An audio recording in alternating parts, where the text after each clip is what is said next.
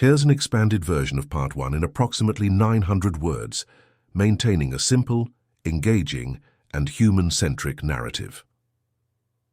The night was unusually quiet at the Sejong Space Research Center. Jay Park rubbed his tired eyes, staring intently at the massive monitoring screens that stretched across the dimly lit control room.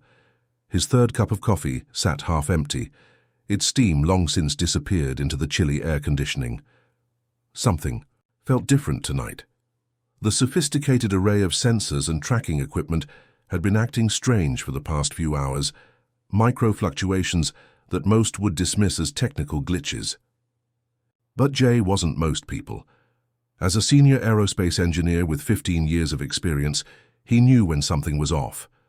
His fingers danced across the keyboard, pulling up multiple data streams, satellite feeds, radio frequency monitors, and atmospheric pressure readings began to paint an unusual picture.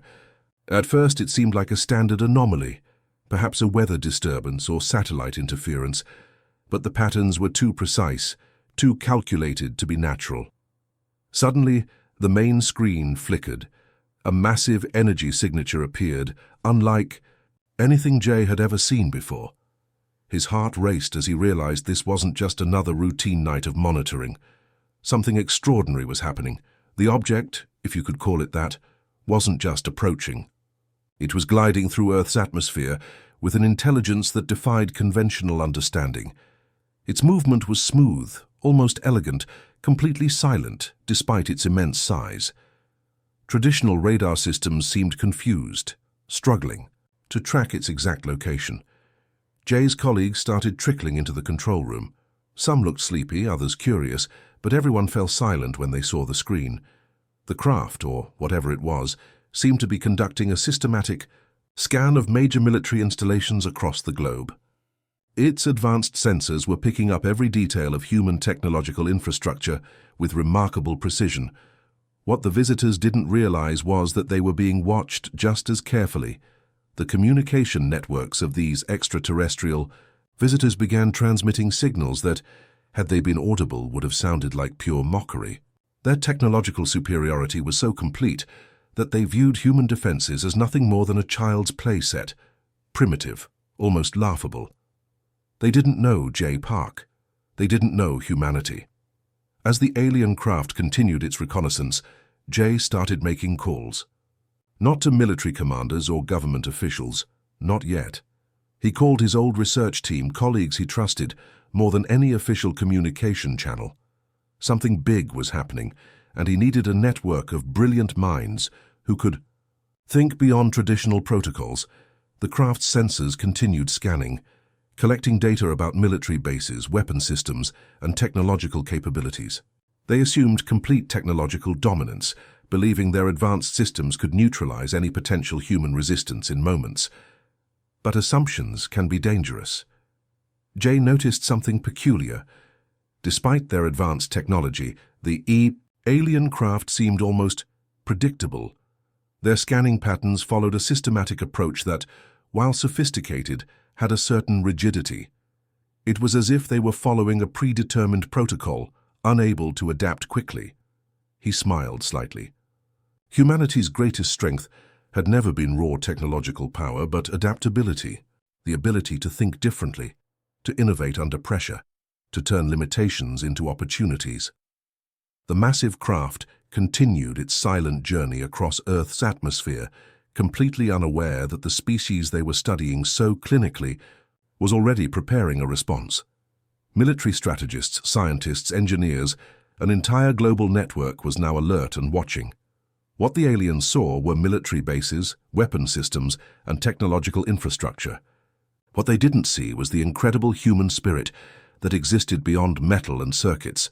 They couldn't measure resilience, creativity, or the incredible capacity for united action that defined humanity. Jay Park leaned back in his chair, watching the alien craft's movements. This was just the beginning of something unprecedented, a moment that would define not just a day or a year, but potentially the entire future of human existence. The first contact had begun, and nobody, not even the technologically superior visitors, knew exactly how it would end. As dawn began to break, casting a soft light into the control room, Jay knew one thing with absolute certainty. Humanity was about to show the universe exactly what it was made of. Would you like me to continue with the next part of the story, maintaining the same engaging and human-centric style? Here's an expanded version of Part 2 in approximately 900 words. The world held its breath as these alien ships entered Earth's orbit. In a nondescript command center deep beneath Seoul, Hyun Kim watched the global communication networks light up with a mix of terror and unexpected determination. Hyun wasn't a typical military commander.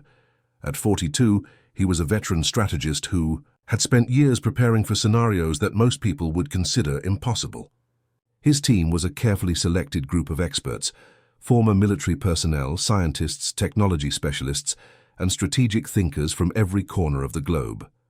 The alien transmission came precisely at 03:47 GMT, crystal clear, translated instantly into every major world language. Their message was simple and chilling. Surrender is your only option. Resistance will result in complete annihilation. Most would have expected panic. Instead, Hyun saw something different spreading across global communication channels, a quiet, steely resolve. In military bases from Canada to Australia, from Brazil to Russia, soldiers and commanders who had trained for decades for potential conflicts were now facing something completely beyond their original training. The alien technology made traditional warfare look like a child's game of toy soldiers, but humanity had been preparing, not just militarily but strategically. For years, a network of scientists, engineers, and strategists had been developing unconventional defensive protocols. They understood that traditional military might would be useless against a technologically superior enemy. Their approach was different, adaptive, unpredictable, drawing from multiple disciplines. Hyun's communication network was unlike any military command structure in history. It wasn't hierarchical or rigid.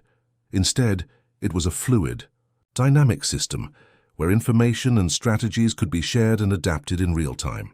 Global teams were constantly communicating, analyzing and developing response strategies.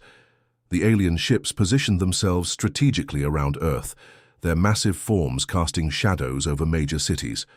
Their technological superiority was evident. Energy shields that could deflect nuclear attacks, propulsion systems that made human spacecraft look like horse-drawn carriages. But they didn't understand human spirit. In research facilities around the world, teams were already working on innovative countermeasures. They weren't preparing for a traditional war. They were developing strategies that would challenge the very assumptions of the alien invasion. Quantum physicists were analyzing the alien energy signatures. Computer engineers were developing communication disruption protocols. Biological researchers were studying potential vulnerabilities in the alien systems. Hyun watched as global resources were mobilized with unprecedented speed and coordination. Economic systems were being rapidly restructured. Manufacturing was being converted to support potential defensive needs. Every human system was adapting, transforming. The alien command had expected quick surrender. They had analyzed human technological capabilities, and determined resistance was mathematically improbable. Their entire invasion strategy was built on the assumption of immediate capitulation. They were about to learn a critical lesson about humanity. Satellite communications began showing unusual activity, not traditional military communications, but a complex network of data exchanges that seemed almost organic in their complexity. The aliens' advanced scanning systems were being fed conflicting dynamic information. What they saw wasn't weakness. It was preparation. Hyun knew their first response couldn't be military. It had to be strategic, intelligent, and completely unexpected. The goal wasn't to match alien technology, it was to introduce enough uncertainty to disrupt their invasion. "Protocols, we're not fighting them," Hyun told his core team. "We're going to make them question everything they know about us." Around the world, people weren't cowering in fear. They were organizing, communicating, preparing. Social media platforms were transformed into strategic communication networks. Community centers became information exchange hubs. Every human skill, from engineering to art, from mathematics to emotional intelligence, was being mobilized. The alien ships hung in orbit, waiting. Their scanning systems continued collecting data, searching for weakness. They were about to discover that human strength wasn't just about technology, it was about spirit, adaptability, and an unbreakable will to survive. As dawn broke across different time zones, a quiet revolution was brewing. The invasion had begun, but the fight for Earth was just starting, and humanity was ready. Would you like me to continue with the next part of the story, maintaining the same engaging and human-centric style? Here's an expanded version of Part 3, in approximately 900 words. The small research facility in Daejeon looked more like a cluttered university laboratory than a potential salvation for humanity. Sung Lee hadn't slept in days. His desk a chaotic landscape of coffee cups, computer screens, and complex diagrams that seemed to blur the line between mathematics and abstract art. Outside, the alien ships continued their menacing orbit, broadcasting periodic demands for surrender. Inside this unassuming room, something extraordinary was taking shape. Sung wasn't working alone. His team was a remarkable collection of minds from around the world, a Brazilian quantum physicist, an Indian communication expert, a Canadian neural network specialist, and researchers from 5 different continents. They were connected not by nationality, but by a singular purpose: understanding the alien technology. What made their approach unique was how they thought about the problem.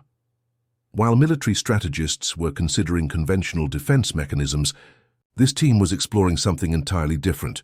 They weren't trying to fight the alien technology. They were trying to understand its fundamental language. Communication is more than just signals, Sung would often say to his team. It's about understanding patterns, vulnerabilities, and connections. Days of continuous analysis had revealed something fascinating.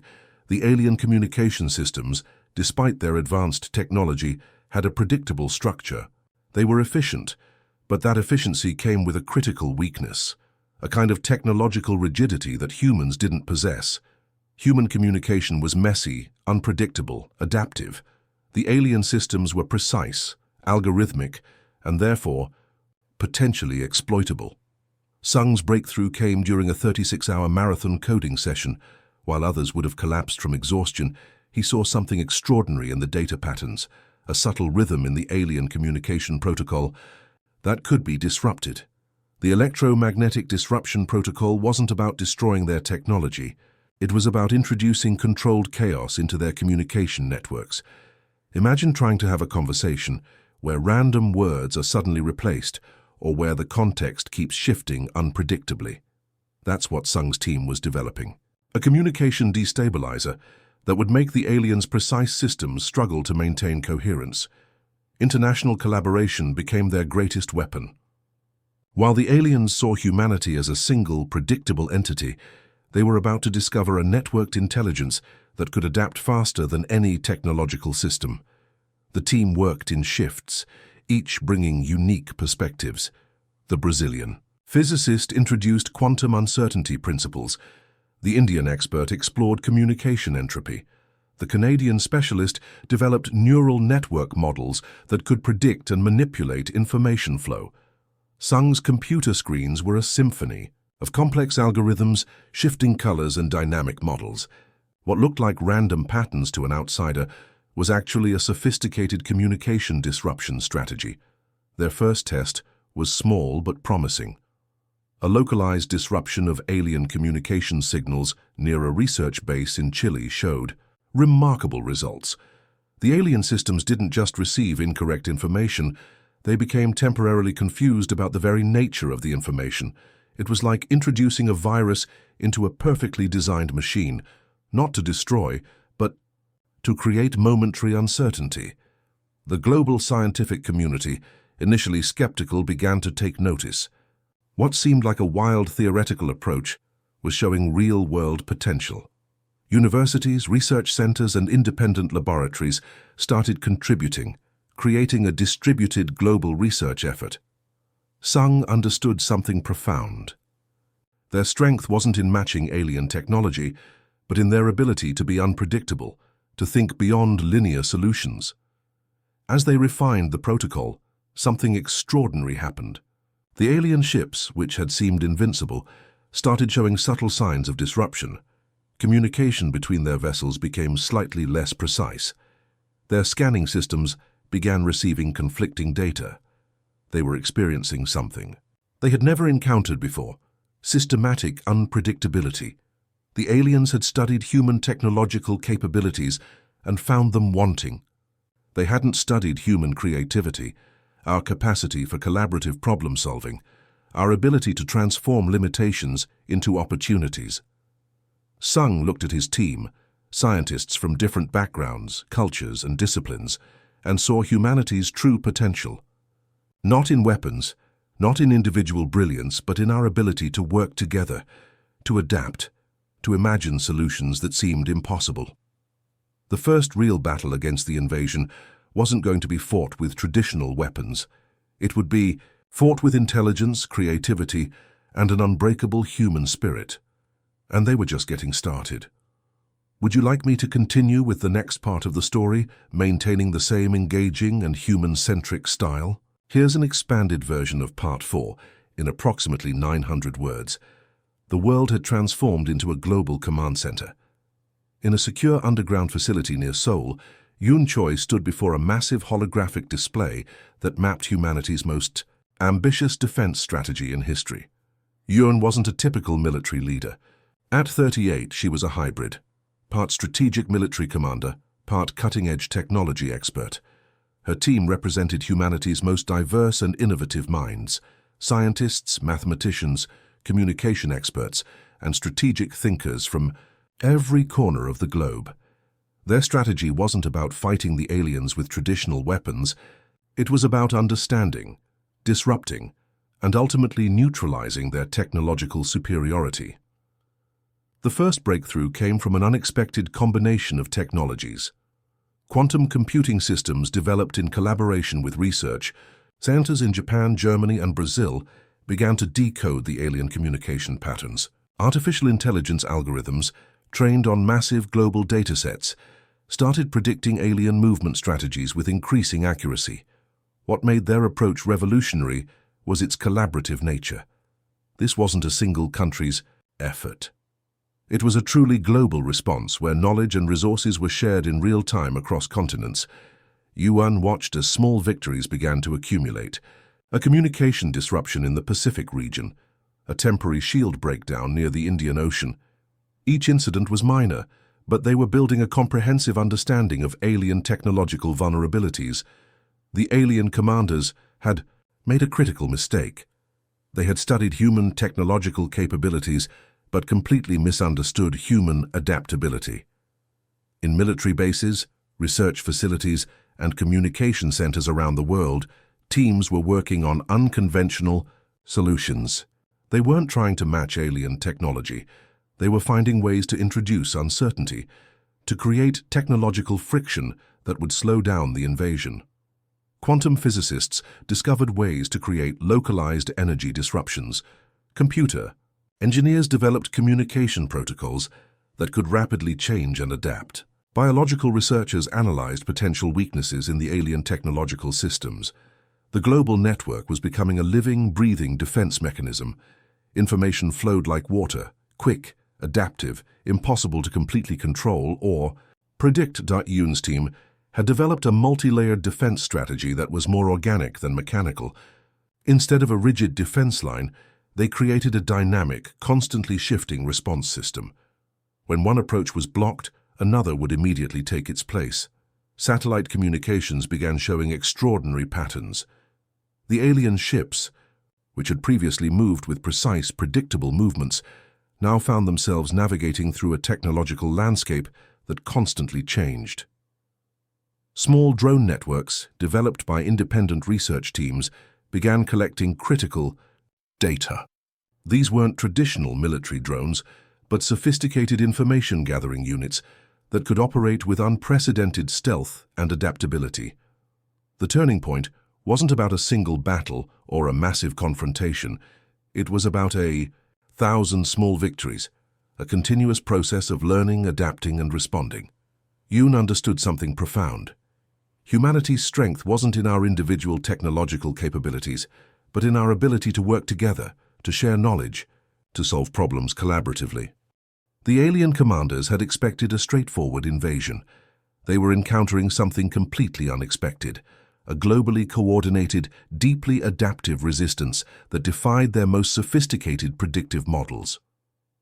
Communication networks buzzed with a mix of determination and hope. Social media platforms became information exchange hubs. Community centers transformed into local strategy groups. Every human skill, from engineering to creative problem-solving, was being mobilized. What the aliens saw as weakness, humans were turning into strength. Our seeming technological limitations became our greatest advantage. We weren't bound by rigid protocols. We could think creatively, adapt quickly, change our approach in moments. The global response was like a living organism, complex, unpredictable, constantly evolving. As days turned into weeks, the alien invasion began to slow. Their initial confidence was replaced by growing uncertainty. The humans weren't just resisting, they were learning, growing stronger with each encounter. Yun looked at her team, scientists, military personnel, communication experts from different backgrounds and cultures, and saw humanity's true potential. Not in individual brilliance, but in our collective spirit. Our capacity to come together in the face of an unprecedented challenge. The turning point wasn't about technology. It was about something far more profound, the human spirit. And they were just getting started. Would you like me to continue with the final part of the story, maintaining the same engaging and human-centric style? Here's an expanded version of Part 5 in approximately 900 words. The final confrontation wasn't a single moment of dramatic battle, but a culmination of human ingenuity that would be remembered for generations. Jay Park stood in the Global Command Center, watching as the alien fleet began to show signs of systematic breakdown. What had started as a seemingly hopeless invasion was now turning into a testament of human resilience. The breakthrough came from an unlikely combination of global efforts. Scientists who had never met in person, researchers from countries that had historically been rivals, now worked as a single unified intelligence network.